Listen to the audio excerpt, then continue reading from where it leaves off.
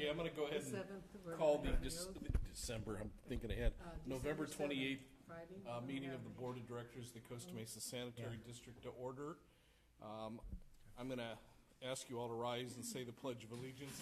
If you don't mind, I will not be rising. It's very difficult to rise with a cast on. So if you'd all join me in saluting the flag. I pledge allegiance to the flag of the United States of America and to the republic for which it stands, one nation, under God, indivisible, with liberty and justice for all. Vice President Ferryman. The holidays coming up, bless all of our constituents and keep them safe. Let the board make good decisions this evening in the best interest of our citizens. Amen. Thank you, Jim. Roll call, Madam Clerk. Director Arthur Perry. Here. Assistant Secretary Robert Wooten. Here. Secretary Arlene Schaefer. Here.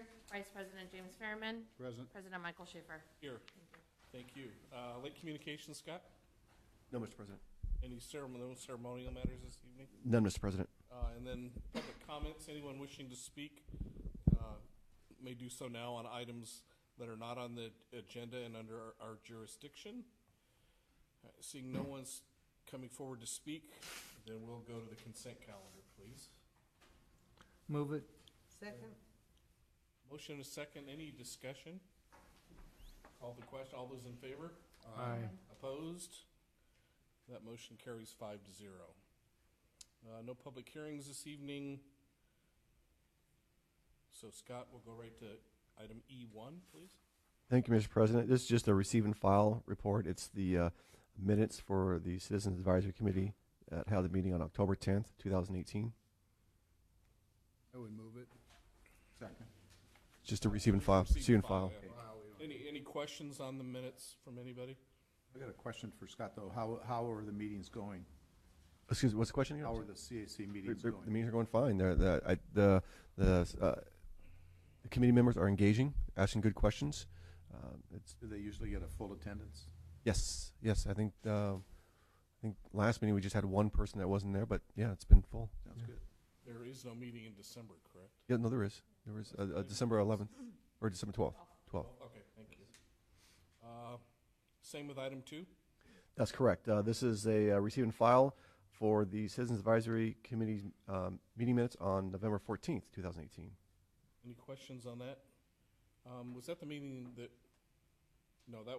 the October meeting is when they picked the 2 representatives for the ad hoc anniversary committee, right? Correct. And they've already had a meeting, Yes. and we'll hear about that later under director comments. Dr. Thomas, yes. Okay. From one of the 2 directors who are involved? Great. All right, item E3, the fats, oil, and grease program. Yes, thank you, Mr. President. The board might recall back in September we had 2 meetings to discuss revising the district's fats, oil, grease control program. Our consultant, EEC Environmental, submitted a memorandum that had several suggestions and recommendations. The board approved those recommendations and then directed staff to come back with some additional, or directed staff to come back with those changes that included updating the fog control program manual, fog policies, along with our fog control ordinance.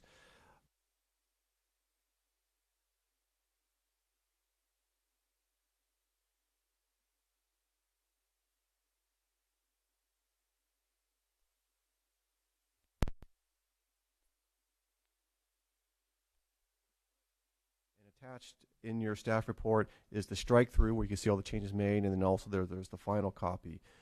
The significant changes made in the manual is identified in your staff report, and there are basically several new sections that are identified in your staff report related to grease interceptors, as well as sizing those grease interceptors. If the board approves the manual tonight, then the next step, as far as revising our fog program, would be adopting or updating the district's sewer system management plan, and that'll be done internally without a board approval. And I'll be happy to answer any questions you may have. Questions for staff? Bob? When you do the administrative changes to the sewer system management plan, do you have to notify the state? No. Well, no. What we do is we do keep notes when we revise it, and those notes are part of the plan. So at the end of the plan, we have to document every time we change it, and so that's how everyone's notified. Because I think that if the district boundaries changed or a few, or the district's the staffing, the organization, I think then you're supposed to notify them anyway. I'll look into that. I'm not sure, notified, but There we do. are a few little things that I remembered Okay. that they would like you to advise them. I will make note of that. Thank you. I just have one question. When you talked about the size change, what was that referring to? The size of the grease interceptors, depending on the size, depending on the restaurant and the size of interceptor that's required, that's identified in the manual. So we didn't have that before? No, we did not. Okay, that's good. Over the years, we've been pretty lucky with restaurants in Greece. I mean, since I've been on the board, I can only think of that place over on 17th Street, which is no longer there. Plus, we've had a lot of restaurants get established in the last couple of years. Well, we got 450 restaurants in Costa Mesa. Really? Yeah, it's a lot. Problem restaurants that, I remember like 6 or 7 years, Newport Red was a problem, but I think they've corrected themselves. Sorry about that. Let's go to the ball game. Okay, any other questions for staff? All right, then I will look for a motion to adopt. Move for adoption. Second? A motion to adopt the revisions in a second. Further questions? All right, all those in favor? Aye. Opposed? The motion carries 5-0. So the rest of it's an internal control you take care of? Yes, that's correct. Correct. Yeah, okay, I thought you said that. All right. E4, our performance measurement program. Thank you, Mr. President. So last Monday, staff presented to the board a new program that staff will be implementing called our Performance Measurement Program, which is the program to collect data and analyze the performance of the organization so that there's continual improvements. You might recall at the end of that presentation, there was a list of steps or a list of actions to be taken, and one of those actions was adopting a policy that would actually formalize the program and really make it part of the culture of the organization of using performance measurement as a tool for evaluating our performance and continually strive for improvements. So attached to your staff report is that policy, and staff is recommending you adopt that policy tonight. Questions for Scott? Bob? I think it's a pretty extraordinary effort. I would like to add one measurement, and that would be with our trash tonnage to pounds per capita, so we can see what part of, so we can compare it to the city. Yeah. So what our per capita? Yes. Yeah, because we used diversion rate because that was our goal. Yes, that's correct. And we did add a measure in the program that will track the city's per capita, because all the programs related to solid waste, residential recycling is our programs. But Director Uden did make a good point.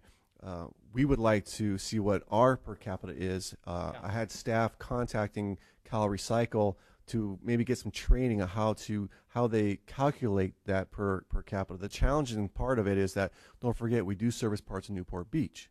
Mm-hmm. So that's the challenge, is trying to capture that data, Newport Beach, and find out what our per capita is. But the point's well taken, and we are looking into it. But I think it's as simple as tonnage versus population that we serve, maybe. Yeah, I know it sounds like it's easy, but we're dealing with a state, and nothing's ever easy. It'd be interesting to see whether, I made a stab at it personally, and I think we're less than 2 pounds per capita on the residential side, and I would just like to see, for comparison, Yes. how we compare it to what the city has to report. Agreed. Yeah, we are trying to work on that. Yes. Yeah. Now, is that finalized in 2020 where everybody has to be under a certain amount? Including the city and us? You're talking about the regulations? Yes. Yes, I believe 2020 there's several regulations that we have to comply with, and I believe I can't remember the number, the ratings, but 2020 is one of the years when Is that going to affect the city's it totals? it could. It could or it could not. But I mean, if you look at their commercial per capita, if I remember correctly, I think the target they had to hit on the commercial side was 11 pounds per capita, and I believe they're at 6. So it might not impact them. I mean, they're pretty well below that target. We add our totals to theirs for the report, Yes. right? Yeah. Okay. Do they penalize us if we're not? Well, not us. Any penalized would come with the city because it's the city's responsibility to. City. But yes, my understanding, Cal Recycle is starting to take a stronger position on all cities that aren't showing compliance or not trying to show compliance, and the fine could be $10,000 a day. Well, that's the high end. Yes. Trying, so I mean, that's pretty broad for a city to say we're trying. I mean, Yeah. Well, there's good faith effort laws. You know, if they're showing good faith efforts and they're not meeting the mandate, then they usually get a pass. But from what I'm hearing, that Cal Recycle is taking a stronger position on those cities. but I like I like your suggestion about putting that into the program, getting that per capita Well, for us. I mean, because looking we're at gonna, we're a partner with the city, and I'd just like to see where we're at. I think it's I thought it was a regulation and, or mandate. I think it's a goal. I think when CRNR was here, you know, I think they said it's a goal to be at 75% removal, and the city's close. Do you think that they're aware of the regulations in 2020, the city? Or do we need to talk about it like at a liaison meeting? I think the staff's aware. I don't know if the elected officials are aware. I can't answer that question, but I'm pretty sure the staff's aware of it. I'm sure their consultant is. Yes, correct. Well, I think we have an opportunity with our city, with Costa Mesa, with the transition to a new city manager imminent, Mr. Hatch's departure. So I think whoever that new city manager is, I'm sure they're going to go to you and to Mesa Water and others for some kind of, you know, That's what I was kind of getting at, to have, maybe bring it up at a liaison meeting. we're not going to have a liaison. But that March is okay, but I'm Yeah. just saying, that could be one of the topics we bring up just for. right? I thought it was gonna be. the change. Well, they canceled the December, somebody canceled the December. Just one. a My thought. guess is they canceled because they don't have a city manager. You think that would be appropriate at a liaison meeting or not? It's still the same More- requirements. I believe we originally had on the agenda to talk about multifamily, and that was when talking to staff. We believe that would be a really good first step. Is if to prove to the city that we can implement enhanced programs in the multifamily and maybe improve on diversions. If we prove that to be successful, then my recommendation is then we go to the city and say, hey, look, this is how successful we are in multifamily. Why don't we give us a try on the commercial side? I don't believe we should take them both on at the same time. That's just way too much work for us. There's a lot of multifamily units in this city, and so that's gonna be a lot of work for us. But if we can prove that we're successful in that, that'll give us some leverage, or not leverage, but a good position to go back to cities. Hey, let's try the commercial now. And who do you deal with when you talk about the first step? About the multifamily? Who do you talk with at the city?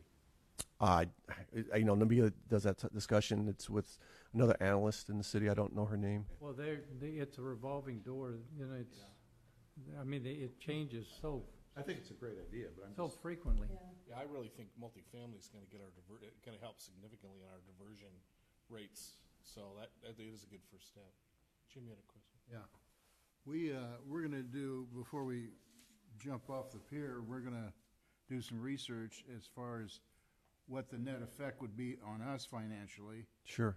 and coordinate that with the city, and there's gonna be some fine tuning, I would think, along the way, but we can't go in there just bug-eyed and. Oh, no, No. no, we would never do that.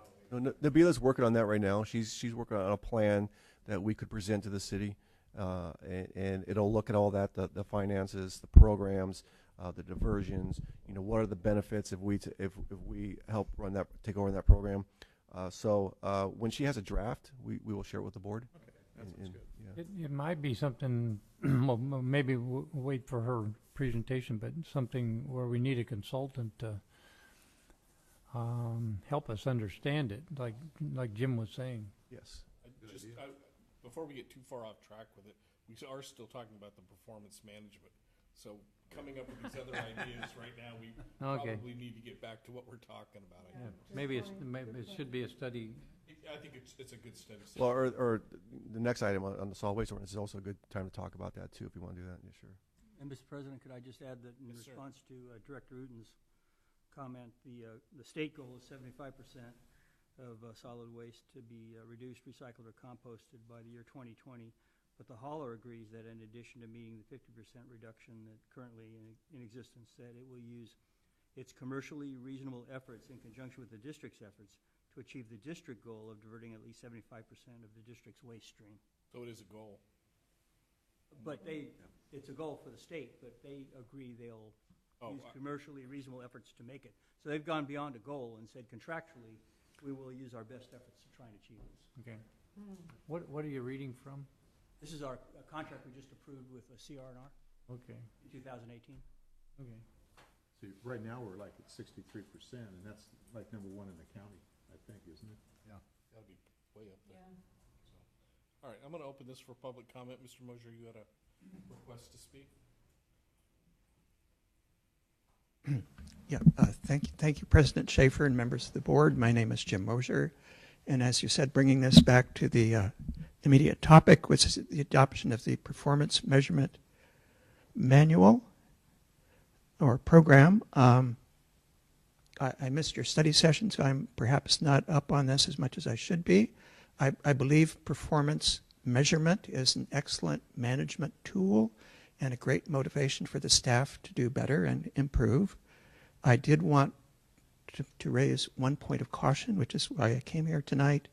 The last item in the proposed program, the very last item on the last page of it, says that during the budget development process, the departments will be required to use their performance data to justify any increase in expenditure for that department. My comment I wanted to make is that would be very appropriate for a for-profit company where they perhaps want to discontinue a underperforming product line, but governments are not businesses, and the government has an obligation to provide services whether they're performing well or not. And that literally applied to an organization like this might give a contrary result to what you want. For instance, the sewer maintenance division, if one year the district had 5 sanitaries, had 5 SSOs, so they did not meet their performance goal at all, that could mean that you need more funding rather than less funding for that operation. So you're not going to discontinue a department because they're not meeting their performance goal. That perhaps needs to be understood or massaged a little bit in the implementation of the program. But I do think performance measurement is a very laudable thing to be doing. I just don't think the budget decision should be totally decided upon that. It needs to be mediated by the obligation that the district has to perform the services. Thank you. Yeah, Scott, I think maybe we ought to take another look at that number 8. Sure. To see, maybe just removing the word justify for Sure. putting in examining or whatever. Well, Yeah. We could take a look at that. But also justify it could mean what Mr. Mosier's talking about. They could increase the funding for that event, possibly, if they can't, Yeah. you know, Yeah, it I could go think either way. if we take justify out and put something in about examining or look, you know what I mean? I do. Looking at your goal might be a better way to put it. Yeah, point's well taken. We can amend it, absolutely. Okay, then I'll close public comment and ask for other questions or if anyone has a motion. Move for approval. Second. Motion is second. I'm going to echo what Bob said. You did a lot of good work in this, and I think it's going to be very beneficial to the district. So thank you for. It was a team effort. It was. I know it was, but I know you'd tell the rest of the team. Before we vote, could I make a comment? Sure. I just think it's going to be a lot of extra work for you, to administrate it. But the burden's going to be on you, so. I know you're busy already with other things, but. Good. All right, thank you. I think he's bought into this program. I do His too. presentation Monday, I was ready to sign the check right now. Yeah. You can sell insurance anytime you want. And you know, he's already put it up to the CSBA, so that, I know, it's just gonna be more work to stay on top of it all and do it the right way. What to judge him on, that's bad, that's great. leadership. All right, we have a motion and a second. All those in favor? Aye. Aye. Opposed? Motion carries 5-0. Again, Scott, congratulations to Thank you. and Thank you for your team. support. Good job. Thank you. All right, let's go to item 5. Thank you, Mr. President. This is considering adopting ordinance number 122, which is amending Chapter 7 and 8 of the Operations Code pertaining to solid waste. And basically, this was more of a cleanup on both the chapters to include new programs like our door-to-door household hazardous waste program. It also cleaned up the definitions and just really make it more consistent with the programs that we're doing today. We did present the ordinance to the Citizens Advisory Committee on November 14th, and they actually had some good suggestions, and they caught some inconsistencies in the ordinance, which was great. You know, we had another set of eyes look at it. We didn't see it, and they found it, which was fantastic. So they approved the ordinance contingent that we made the changes. The recommendations was to clean up the inconsistencies regarding tires, liquid waste, concrete, and concrete. And so we presented that back to District Council. District Council made those changes, and so before you has the recommended ordinance for your adoptions. You can see in your staff report the track changes along with the final ordinance for your approval. So happy to answer any questions. Questions? No, on comment on the warrant resolution, we get in large amounts of money from a particular development. And the only thing that shows up on the warrant resolution is, what we pay out, which is, I know how to correct that. It's basically, just ignore it. But lots of times it's $195,000, or this time it was $195,000 that we had to write a check to Orange County Sand District. We took some money in from some developer and sent it out. Where does the revenue part of that? Well, our budget has revenue, has that as a revenue item. It just, when I look at the bottom line, it's $900 and some thousand. I multiply times 12, and I think, we're going to blow our budget. But anyway, it's just a comment. One point we might make to Director Uten is that, if it's a processing fee, it's just for that. It pays the cost of processing. If it's for a development in which it's like a capital facilities charge, then we're required under the Government Code 66016, those sections, to give you that report every year, the annual report of what we did with the money. And it's, whether we spend it or not, and we have to account for it on an ongoing basis, or we have to refund it. So we have pretty detailed requirements of how we kept track of that money. Yeah. It just, in this thing, it's just a pass-through kind of thing, and it skews the number sometimes pretty substantially, like 20% this time in, but okay, just a comment. Thank you. All right. Any other questions? I'll look for a motion. Move for a motion. Second. Motion is second to approve the action. All those in favor? Aye. Aye. Opposed? The motion carries 5-0. And Scott, item E6, please. Thank you, Mr. President. Caitlin Tran, Senior Accountant, will be giving us report. Caitlin, good evening. Good evening, Mr. President and Board of Directors. In front of you is the request for carryover appropriation and carryover encumbrances from fiscal year 2017-18 to fiscal year 2018-19. The carryover appropriations represent budgeted fiscal year 2017-18 appropriations for goods and services that were not expended as of June 30th, 2018, but we are expected to be expended in fiscal year 2018-19. Carryovers are usually limited to certain types of goods and services, such as professional services, capital outlay and capital improvement projects. Staff is requesting to carry over appropriation in the solid waste fund in the amount of $49,210 and $2,220,430 in the wastewater fund. Carryover encumbrances are POs, purchase orders issued for goods and services that were not received or completed in the prior year by June 30th, 2018. Staff is requesting to carry over encumbrances in the wastewater fund in the amount of $21,960.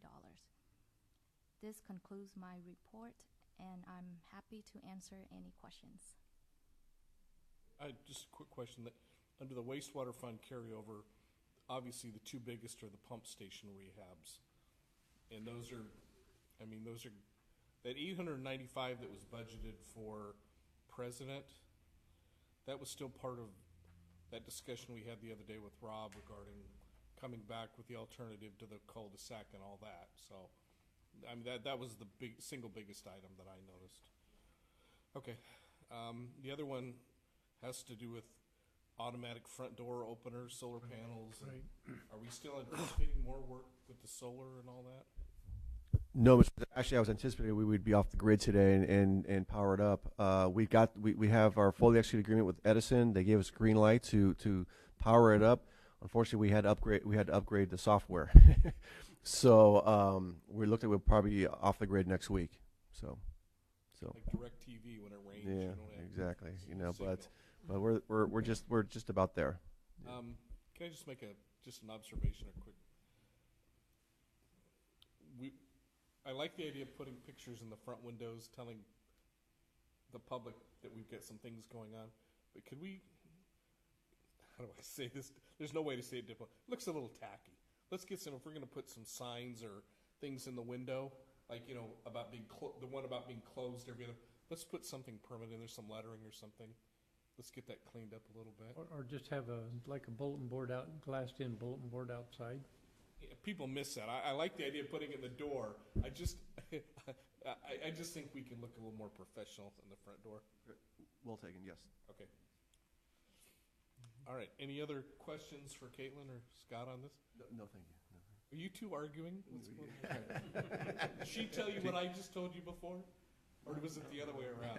Okay, we'll leave it. Another discussion. Put that under performance management. Move approval. Okay, move approval for the item. All right, all those in favor? Aye. Opposed? Motion carries 5-0. Okay, what happened? Yeah, Mr. President, as you noticed, District Engineer Rob Hammers is absent. He's feeling under the weather tonight, so that's why he's not here tonight. There's no action needed anyway? No. Not even on number 2, That's just a receive and file. It's just receive and file. Okay. Isn't it? Sounds good. All right, Treasurer's report. Mr. Davis, good evening. Good evening, Mr. President, board members. This is your quarterly review of the portfolio for the district. Just a little bit of update on the markets themselves. For the month of October, the jobs were up $250,000. These are U.S. numbers. Jobs were up $250,000 for the month. Unemployment remained unchanged at 3.7%. And GDP had decreased from 4.2% down to 3.5% as compared to the prior quarter. The market today closed down just a little bit, but that was after a few days of pretty good gains. The Fed chairman, the minutes for the committee meetings were released for November, and the Fed chairman over the last month had talked about that the interest rates being just below what would be considered to be neutral right now, and also that the markets have already built in another 0.25% increase, so it's kind of paving the way for their December meeting to increase rates again by another quarter percent. Maybe. I hope not. Maybe. I watch this stuff all day long. So. Also, this weekend, there's a G20 meeting where the U.S. and China are going to be talking about stalling further tariff actions until pushing it down till the springtime to allow for a new round of talks to address China's economic policy. Bringing things a little bit closer to home, looking at our portfolio, the yield to maturity on our portfolio for October was 1.824%. on a duration of 781 days, which is just about 2 years of maturity. We had 21.3% of the portfolios maturing within 6 months. Our requirement is to have at least 20% of the portfolio mature. We're just now at the tail end of our dry period. As a matter of fact, earlier this month we received our first allocation of our annual charge. That was a little over $1 million that had come in. So now our annual charge is going to start to come in regularly over the next 5-6 months. So we get it that quick. I mean, the due date's November 1st. We get it that quick? We do. People who had paid early? Are there Yes. people that actually pay early their property tax? Yes, that's a true statement. So yes, that was about a third of what we normally would get. It was a pretty large amount that we saw come in early. The largest payment will be after December 10th. Yeah. When the delinquent date happens. I think part of the reason this one phenomena was the Trump, I don't know if it's the Trump bill, but the bill they passed on the tax where they cut off the ability to deduct, so people paid early for that second installment. So that's why there's probably a big flush of cash coming in. That's good. It's a one-time thing. Yeah. Next year that won't happen. We did have one investment that was purchased this month. It was a federal home loan mortgage.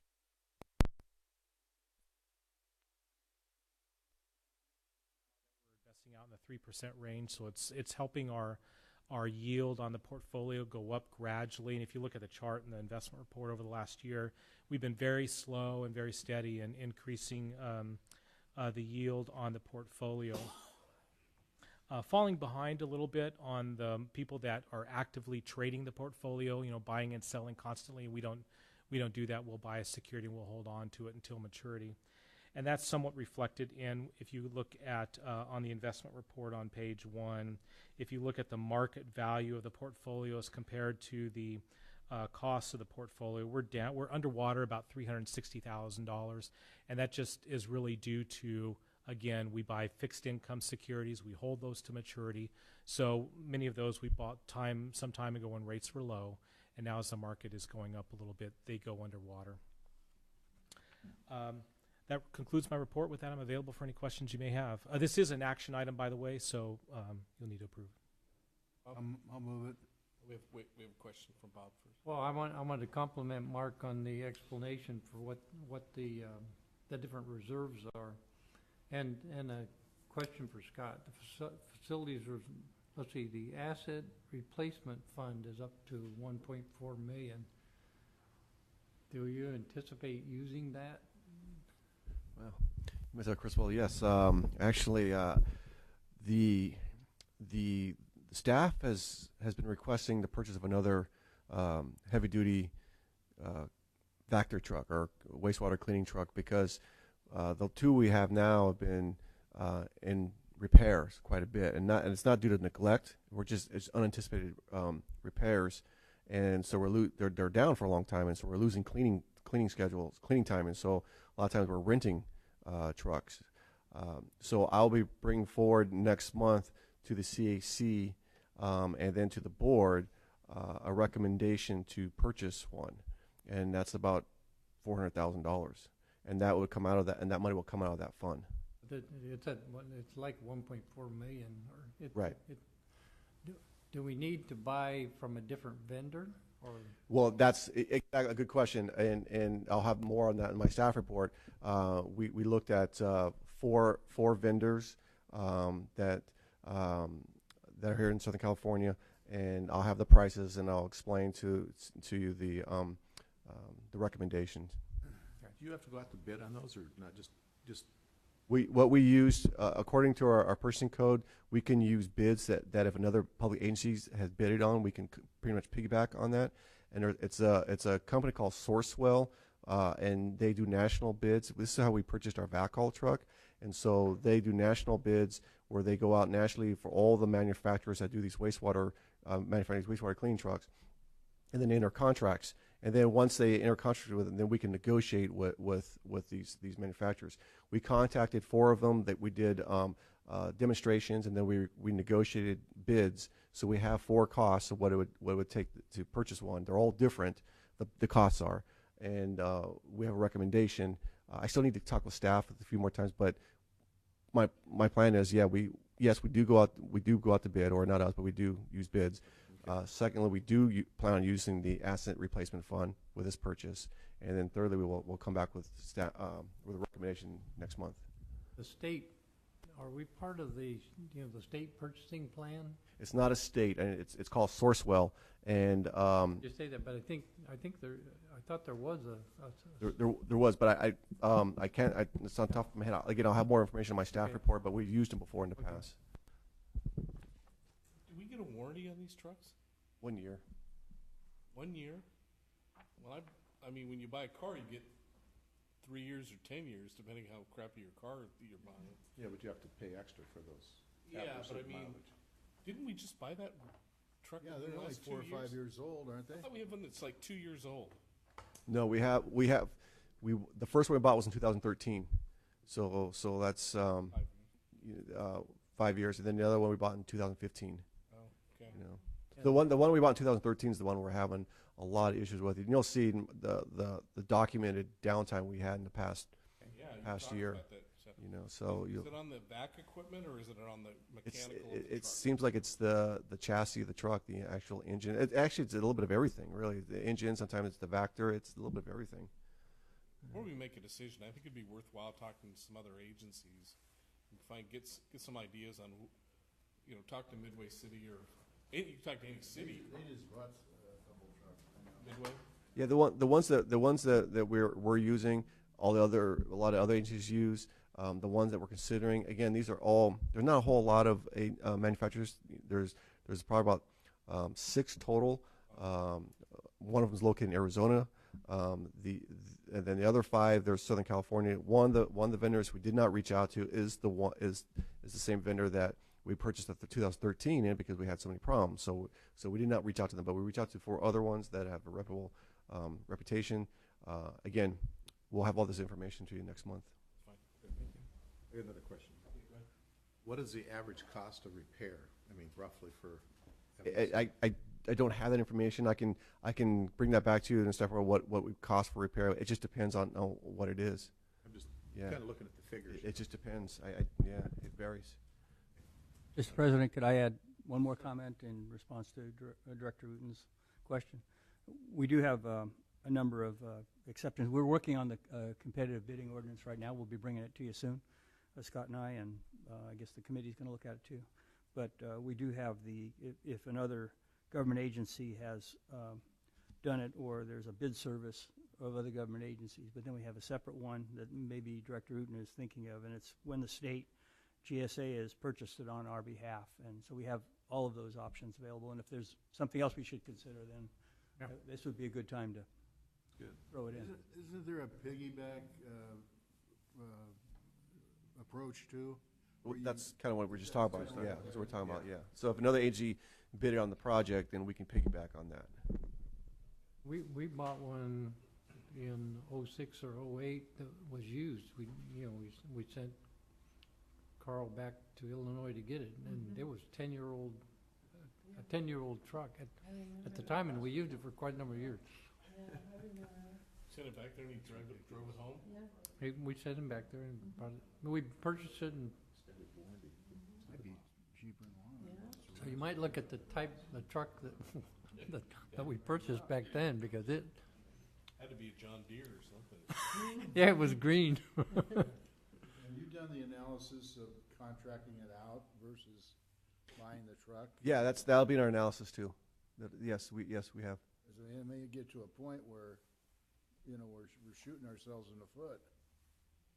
So we had to look at that. Definitely. I had one last question for Mark, back to the financials. In the overview, you talked about our weighted average interest rate of 1.7. Is that just kind of an average of everything that we invest in? That 1.7, or is that what is it? That's correct. It's really a function of each individual security, the dollar value of those securities, and each individual rate that's tied to those securities, and then you weight them based upon how much they are. So a security that is a larger dollar is going to have more impact on your weighted average interest rate than one that's less dollars. Okay. So I know, to me, in 1.749 doesn't seem like a bad average to have. I know with STRMA, I don't think we were at that level, but are you comfortable with that? I mean, does that do anything for you, the 1.749? We can't get that going to the bank right now, but that's what I mean. But slowly, that, like I said, slowly that is going up. And when we look at our investment policy, or your investment policy has 4 principles in it. The first one being safety, second one being liquidity, third one being diversification, and the fourth one being yield. So we want to make sure that we're investing in safe instruments, that we are highly liquid in what we're investing in, that we're diversified in our portfolio. Then we'll consider going out and getting the best yield we can on a security. Good. Thanks, Mark. I have another question. You know, the federal agency securities, are we locked into staying in that type of funding, type of buying? No, that's just one of several available options to you. It tends to be a little bit more secure. They're not. Many of them are rated AAA or AA. They have the implicit backing of the federal government. We can get higher interest rates if we started to introduce some corporate bonds into the portfolio, which are allowed by the government code and also allowed by your investment policy. But in this market, when you're hearing names that used to be really good not reporting good earnings and things like that, those are the things that won't make me sleep quite as well at nighttime as investing in maybe things that are more backed by the government. I have one last question. Yeah, go ahead. Have we always had a decrease in those, or have we had an increase in the, increase? Because right now we're listing a $350,000 decrease. Have we ever had an increase? Oh, sure. It's always a function of the way the market is trending. So when the market is going down, interest rates are going down, our portfolio goes in the opposite direction of interest rates. So when the Fed is reducing interest rates, the market value of our portfolio goes up. When the Fed is increasing rates, the market value of our portfolio goes down. Thanks. I didn't know that. Thank you, Mark.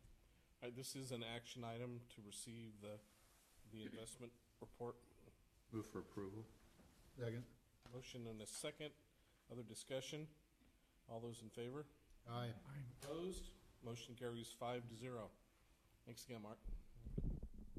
Counselor, anything for us this evening, sir? Well, only to let you know that some things are coming, but we do have that purchasing ordinance that'll be coming your way to increase the manager's authority and make some other cleanups consistent with new state law.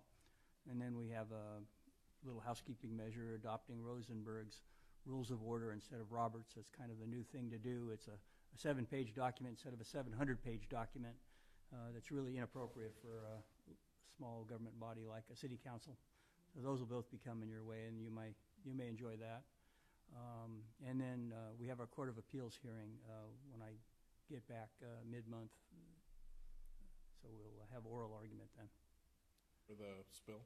For our for the state our water fine, resource. our administrative civil liability. Thank you for the information on the bad news from Mr. Shankman. I mean, him prevailing in Malibu, or Santa Monica. That was a little disappointing, but didn't you sort of figure it was going to go that way anyway? Yes, but I don't have a crystal ball, so it could go the other way. But it looked like it might have been going that way, and that was really they had really good facts. That was a bit maybe the best chance to maybe get the courts to see it a different way. They had a good fact pattern, but it did not go our way. So there'll be an appeal, and then the Court of Appeal will tell us if they're right or wrong.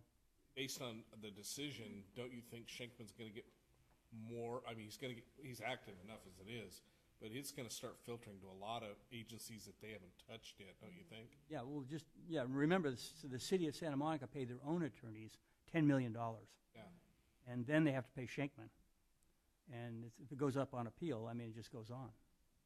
You know, a lot of the special districts that I know of have said, we're not going to do anything till after the census on the 2020. I don't We- think we they talked have about that. option. And they're holding it up. I know, but they don't have that option, I don't think. because there's a due date. We talked about that in the beginning of our action. And Yes, and we can still do things based on that census, but we had the gun at our head about the attorney's fees, so we took the action we took to limit our attorney's fees, and we can, you can always change what you do if, facts change, but Because everything changes then. we limited our attorney's fees exposure. I think there's a lot of districts and agencies that are turning a blind eye to this thing. It's Yes, gonna affect a yes. lot of people. Oh, yeah. That's what And I'm it's gonna get saying. more and more expensive. So I think they need to be a little more cognizant of what's going on. We made the right move. I absolutely agree with you, Art. Well, we had a blind eye until we got the letter. Until we got the letter, yes, we did. 30,000, whoops. We went blind all of a sudden. Yeah, all of a sudden we could see. Yeah. Epiphany. Okay, thank you, Alan. Thank you. All right, let's go to local meetings. Jim, you want to start it? Yeah, I've attended 3 of them. Santa Ana River Flood Control, or you were out of town for that one, I think. I was gone. And, On vacation, I think. but just for a quick update on that, 23 million reach 9 phase, that's 5A, grouted stone and sweet pile bank protection project on the northerly bank of the Santa Ana River in the city of Yorba Linda is estimated to be completed in 2019. And what they're doing here is just giving us a synopsis of what's left to do there and what. Property acquisitions by the Orange County Flood Control District at Prado continue with 206 properties remaining to be acquired at a cost of $131 million. A large number of acquisitions are for flowage, easements, and small parcels. So that's kind of eating up a lot of the money, and that's why there's so many of them. And then 4 construction projects remain at Prado Dam. The first of the 4, which is the Alcoa Dike project, is scheduled to begin this year. The other 3 are the River Road Dike, the Norco Bluffs Bank Stabilization, and Prado Dam Spillway.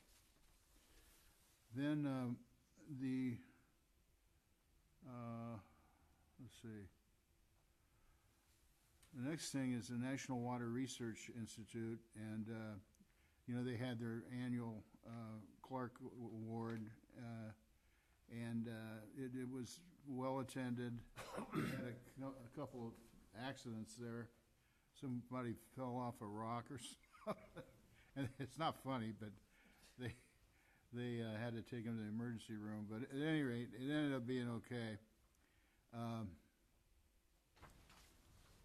However, we had on our last meeting with NWRI, it became apparent to us that we were behind on some of the collection of our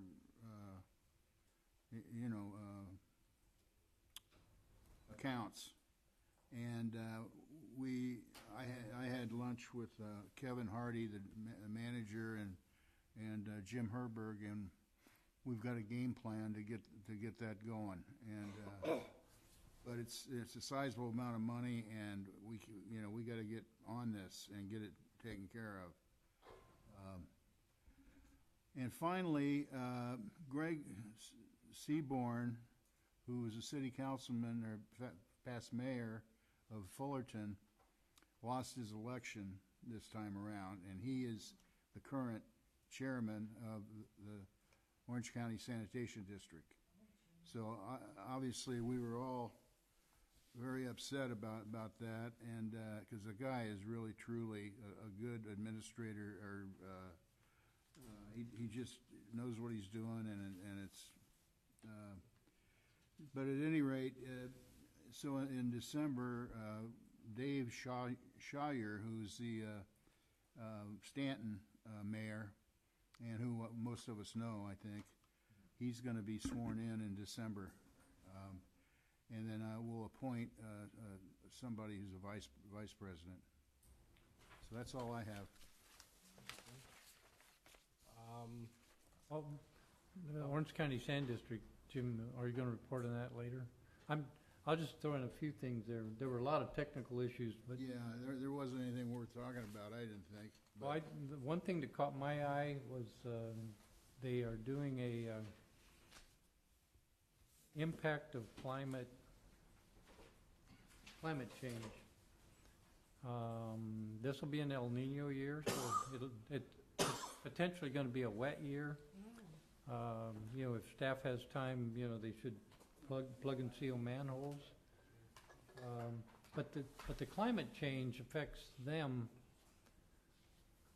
because they have pump stations, you know, some along the low-lying areas along the coast. So that was an interesting study. That caught my eye. I hadn't even thought about it. Hazen and Sawyer got the project.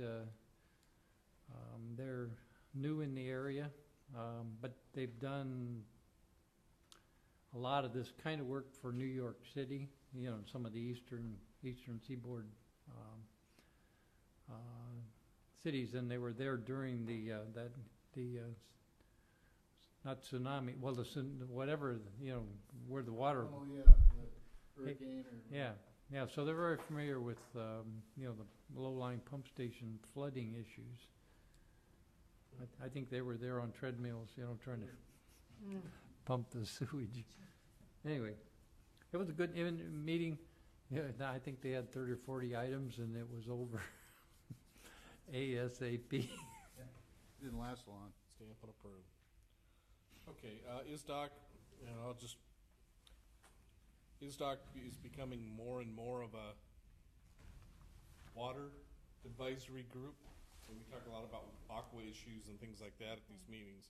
And like I mentioned the other day at the study session, Mr. Niederhood, the LAFCO rate, you're going to see more and more on that. We have a change of officers coming up, and I don't know whether that starts in January. I don't know. In So- December, I don't know. It's probably January. I would assume it's January. Should be. So I'm going to no longer be on the executive board. I'm still the OCOG representative for ISDOC, but our own Arlene is going to be the second vice president. So she gets to give these reports from now on. So lucky. You know, over the last 2 years, ISDOC, I think, has lost a lot of credibility with some things, and I think it has to do with the leadership of it. And that's about all I'm going to say, is that we have the new leadership's got some work to get some credibility back in line. So, CSDA, we'll talk about CSDA. Add on to the ISDOC part that the thing with ISDOC is that who's going to be president? Sandra Jacobs, and she's all water, and so you know she gives lengthy reports. And, you know, Lengthy water reports. yes, and so I don't know how it'll be, but it's interesting.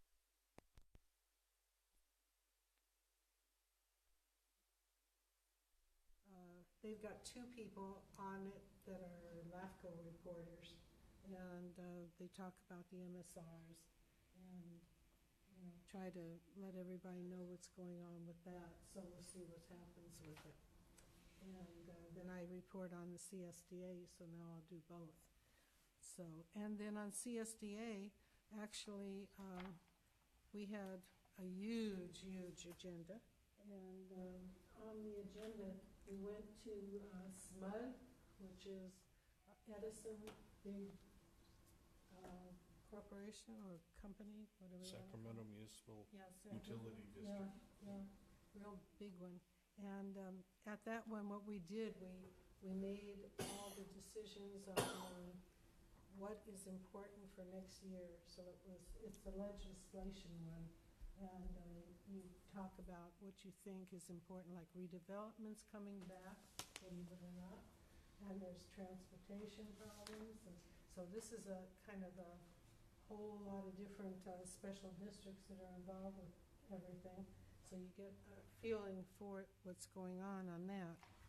And then we had a lot of bills that we supported, 125 bills that we supported on the legislation end of it, which I'm involved in, and 105 bills that were opposed. So that was a lot.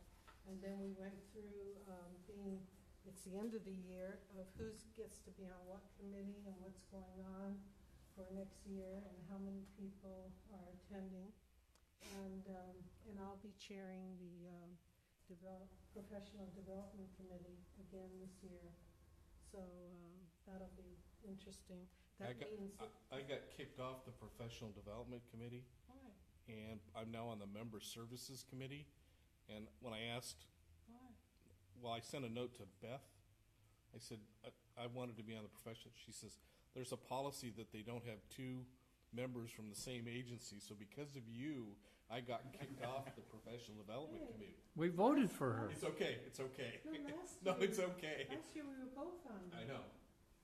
So, but I am Well, that's still. maybe why they implemented the policy. But I'm still in charge of the golf tournament at the annual conference. Where's that going to be held at? Well, I have to pick. It's either going to be Trump National or Yeah, right. the hotel recommended Trump National. That's too far away. So on the end of the Like Santa conference, Monica. or- what he's talking about, the conference will be in Anaheim. So we won't have a lot of traveling this year for different things, except that I have to keep going to Sacramento off and on. But everything will be held in Anaheim, and the one in Newport Beach, which will be the leadership one, and at the Hyatt, where it was before that. And then, of course, the golf tournament will be here too. So it'll be interesting to see what happens on all that. And trying to see if there's anything else I missed. I don't think so. I've just been back and forth a lot to Sacramento. That's it. Thank you, Arlene. SDRMA, we did have a board meeting in November. Unfortunately, I had to participate via teleconference call because my staff person informed me she needed the week off, and I couldn't close my office for 2 days. Scott, one of the things, and you might, be prepared to let Diana know, we're going to be taking a hard look at valuations on what we cover for different. I brought this up, and I have a sneaky suspicion that most of the agencies that we insure have never updated the values of things that they have insured. When they start their policy with SDRMA, they give a value of their equipment, their buildings, whatever they have. And honestly, SDRMA's done a poor job of keeping, and our carriers have done a poor job of making sure that people are insured to value. So there may be some inquiries with that. We officially hired our new CEO, Laura Gill, so she is now the official CEO. I got to tell you, I've been very pleased with her ability and her willingness to jump in and learn the risk management field and do what needs to be done. I think you're going to see some changes from a staff level on what's going to be offered for SDRMA. There's going to be more interaction locally. In other words, SDRMA has always been sheltered up in Sacramento, and if you need something, you got to, several of us on the board have said we need to do some outreach. We need to be getting out to our customers, and so you may see some of that. The board meeting was the day after the election, and unfortunately, one of our board members, Ed Gray, who's with the Chino Valley Fire Protection District, a wonderful man. He's a former police officer, and he knows his stuff. But apparently he had some conflicts with the guy that ran against him. So Ed was defeated for re-election to Chino Valley, and he's still got 2 years left on his election with SDRMA. And at the board meeting, he announced that he was going to step off SDRMA. Well, I think they talked him into staying. So he's our current vice president. I don't think he wants to move up into the president's role, but we'll see at our January board meeting. But that was a tough one. Ed, like I said, very valuable member of our board. He's on our board, too. Right. All right. Does that mean he has to be off? I think he has to leave your board, but because our board is elected by the members, that's what I was you thinking. get to finish your term whether you're an elected official or not, or whether you work for a special district or not. Yeah. So. I just wanted to add that your new CEO is doing a great job with CSDA. We're just partnering so well. Yeah, I think she and Neil have developed a good working relationship, so it's going to be good. Okay, any other meetings, Art? You want to talk about Waco? Well, I went to the last SARFA meeting. Oh. I got back in time for that one, but Okay. just a couple highlights. The main thing was Jim O'Connell, the advocate from Washington, said that the budget for 2019 is already established. And then with the Democrats coming in 2019 to 20, they all established their own word bill for expenditures for SARFA. And I think that's going to be Lamar Alexander from the Democratic Party. And they figure the Corps will divide up the money in February to the different projects, and that could include the SARFA. So we'll see on that. Then Wasn't this year 15 million? And last year was 40 million. yeah, and they don't. I mean, so that money's already set for 2019. They just have to wait and see for 2020. And then the next part was a report from the county, and their main thing is that they want to upgrade more than what the federal government wants to. The federal government wants to go in as cheap as they can.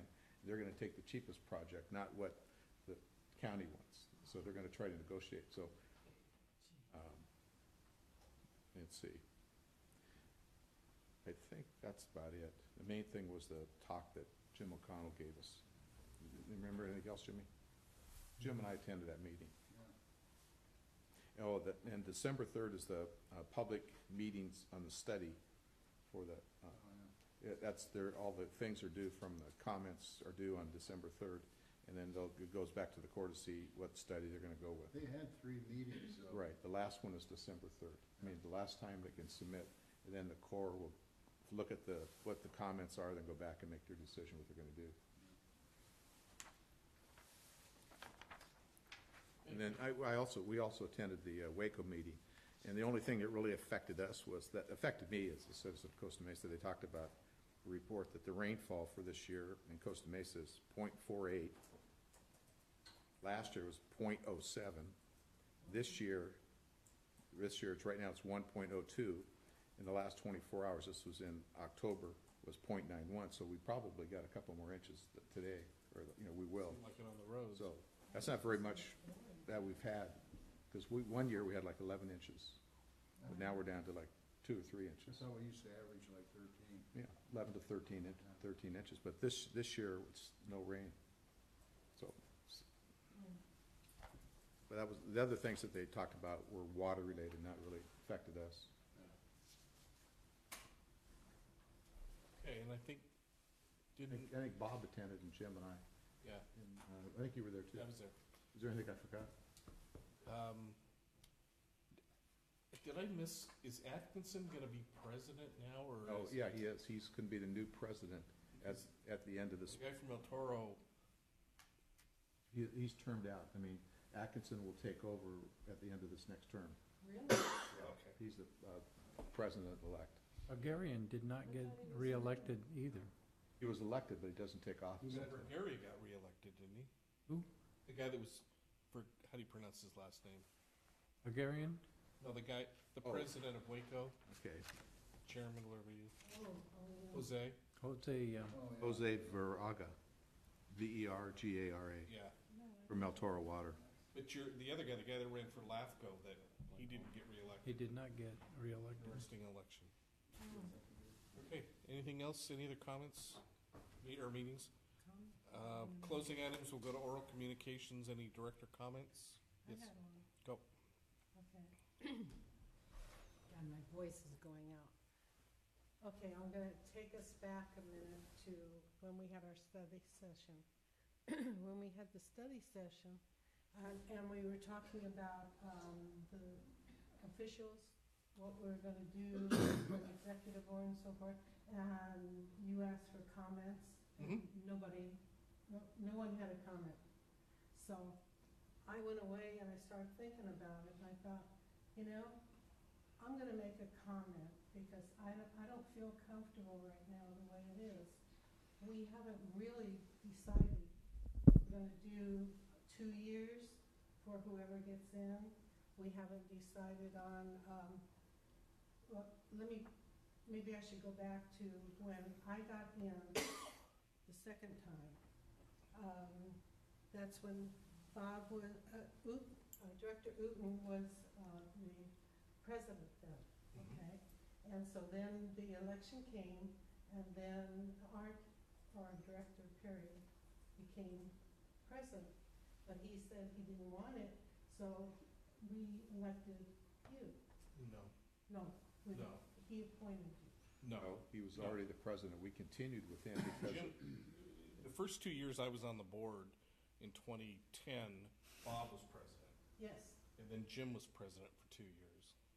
Oh, And then I became president, okay. and I was asked to continue those second 2 years because we were in the middle of merger. Okay. Right. Okay, so then after that, we kind of broke up all our procedures that we used to have. A long time ago, and I don't care if we change now or not, but I feel we all need to come together and decide what we're gonna do. It used to be a procedure where you went through the chairs to become president. And that meant that, you know, secretaries, vice president. Don't we have a special meeting coming up? Well, yeah, We had it. we're gonna bring that up at the study set. That was the decision. That's what we brought up, but At the nobody study- said anything. Well, at the December study session, Yeah. we're gonna talk about what's in the rules and procedures. We have a policy. Well, I We're thought gonna we find were the going policy. to the last one, and we didn't. You know, I don't- we had a study session just recently, and at that one. Well, it was because it wasn't on the agenda, or there It was some was. reason. There was some reason for it, but Scott, didn't we decide at the last study session to take a look at what the policy is regarding? Well, my understanding that the staff got a request to place that item. It was last Monday. It was last study session, and then it was continued for last Monday to place this item on the agenda about talking, selecting officers for the next term. It wasn't going to be any action. It was just talking about who's next in line. No discussion of that ever happened. And then there was some discussion about do we need an assistant secretary? Well, let's look at maybe revising the code and taking that out of the ordinance, and that was pretty much it. And so we are going to bring back the discussion of revising that section in the code if you want to. And that's coming to the December study session. The session, yes. And then at the December board meeting, the beginning of the meeting, we'll have elections, and that new board will take over at the December meeting. Yes. That's Yeah, Well, the I only understand. thing I was getting at is, that we should think about, if we still wanna do this regular procedure where you go through chairs and things, Yeah. it got folded up when I left. I think most executive boards follow some kind of, I don't think it's a formal procedure, but I think most executive boards kind of follow that moving through the chairs, but I don't think we should be encumbered with that. Because if you get someone who's a secretary or a vice president who ends up not being able to handle being president, that you're tied to making them the president or having them move up. I think it should be up to the will of the board. that's how I Select. feel. It should be the will of the board. Yeah. But in a like not a policy or procedure, but in a way, that happens naturally anyway. I think most boards naturally do that. I just don't want to be regulated in, well, you're vice president, so you're automatically president. I don't think that's a good way Yeah. to handle a public policy I board just like wanted this. us to, But like what we're I was saying. under the impression that it was a board policy way back when. Uh-huh. We haven't exercised it in a long time. And maybe I'm wrong, I don't know. Yeah. I don't know one way or the other personally, but. I don't think it's written down as a policy. I think it's just the way that we voted. We always did it that way at the time. Alan, would boards do that? Would they make a policy that if you're president or vice president, you're automatically president? Well, I'm used to cities having rotation policies where it's based on seniority, but still there's an issue about whether you can compel that result, since the government code provides it. You have to have an election, so it's still an open issue in the law. But I was just going to step in and say that, it's okay to raise comments and have a little discussion about it, but this is something that needs to be agendized and have a full discussion under the And Brown we had Act. that planned for the study But session. it was genderized at the time. No, but we And said that we're gonna was move to the I know, December study but session. what I'm just saying that nobody said anything, and so I just wanted to see where we were all coming from to get an idea, Yeah, well, like I said, my understanding was that we were gonna talk about the policy and what you're talking about, whether we have something Right. written at the December study session, and then moved at the December board meeting, have election of officers. Is that, am I, Well, is that, makes- you understood, Scott? Yeah, we have election of officers. Yeah, It'll it be a makes vote of the sense. board. Yeah, it makes sense, because then we're already, the oath is taken and everything. But I just wanted to know where, we were coming from, or if we even have to talk it. We haven't talked at all. I'll be the first one to propose we make changes. Okay. Thank you. Any other comments? Nope. All right, if there's nothing else, then I will adjourn the November 28th. Christmas party. Oh, Oh, yeah. we do have a invitation to the Board of Directors holiday dinner. Who do we make that check out to for attendance? To the Holy Golden Golden Dragon, Dragon. like we Yeah, did before. like we've done before. Does it say the price in there? 25? Yeah. Yeah. We have the same. Well, can I make one comment before we close? Yeah. I attended the the ad hoc committee with Arlene. Oh, thank you, Art. Arlene was nominated as the chairman, and we nominated Mike Carey from the CAC as the vice president, to keep good communication with both groups.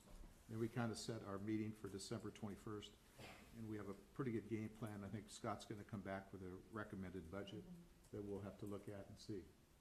So I'm not going to say anything else, because it'll be up to the board to make the call on the budget. We've, one didn't make it from the board, or From the CAC, we just had Mike Carey here. Oh, Mr. Graham wasn't there. Albert, He wasn't there. he wasn't there. And aside from that, we set goals, so, there's goals that we're gonna carry out for the 75th, and we'll be coming back to you with a report on this one. Very good. You'll sell T-shirts and things like that? No. I think most of it would be advertisement and things that we hand out. All right, if there's nothing else, then I will adjourn the meeting. Thank you all. Okay. Merry Christmas.